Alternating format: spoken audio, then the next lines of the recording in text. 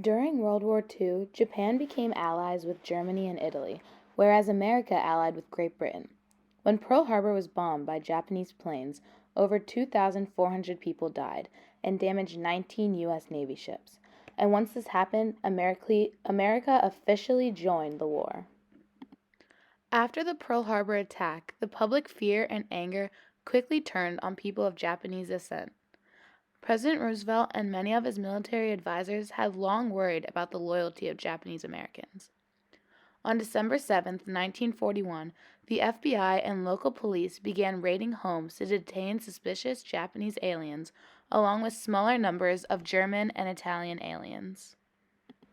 After the bombing of Pearl Harbor, FDR was under pressure by military and political advisors to address the nation's fear of future Japanese attacks.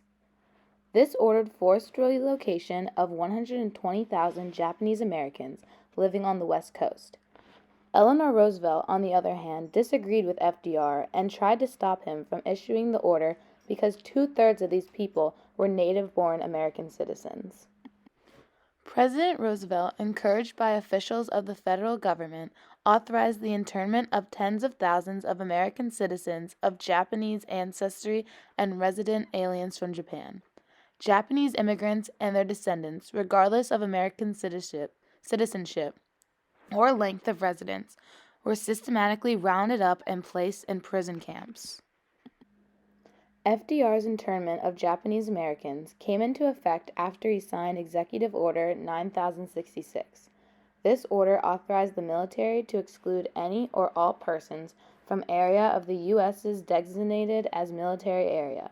Even though this order did not specifically list any certain groups, it was designed to remove Japanese aliens and American citizens of Japanese descent.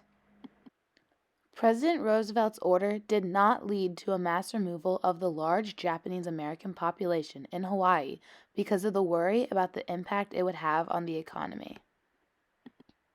In March of 1942, the military announced plans to remove all people of Japanese descent from Military Area 1, which consisted of the western half of Washington, Oregon, California, and the southern half of Arizona, and later extended the plans to include the portion of California and Military Area 2, which comprised of the remainder of these states.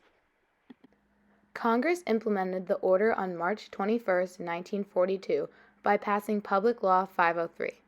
After encouraging voluntary evacuations of the area, the Western Defense Command began involuntary removal of West Coast residents of Japanese ancestry, which led to the incarceration of 120,000 Japanese Americans. The executive order states, "The security of war is hereby authorized to provide for residents of any such area who are excluded, therefore such transportation, food, shelter, and other accommodations as well as necessary in the judgment of the Secretary of War or the said military commander and until other agreements are made to accomplish the purpose of this order. This order shall not be construed as modifying or limiting in any way the authority heretofore granted under Executive Order No. 8972, dated December 12th of 1941, nor shall it be construed as limiting or modifying the duty and responsibility of the Federal Bureau of Investigations." In Kuramatsu versus the United States, the court ruled that the evacuation order violated many rights in the Constitution. This order was then found unconstitutional and was stopped. Gerald Ford ended the order in 1976, and in 1988, Congress passed the Civil Liberties Act, which said that a grave injustice has been done to Japanese American citizens and resident aliens during World War II.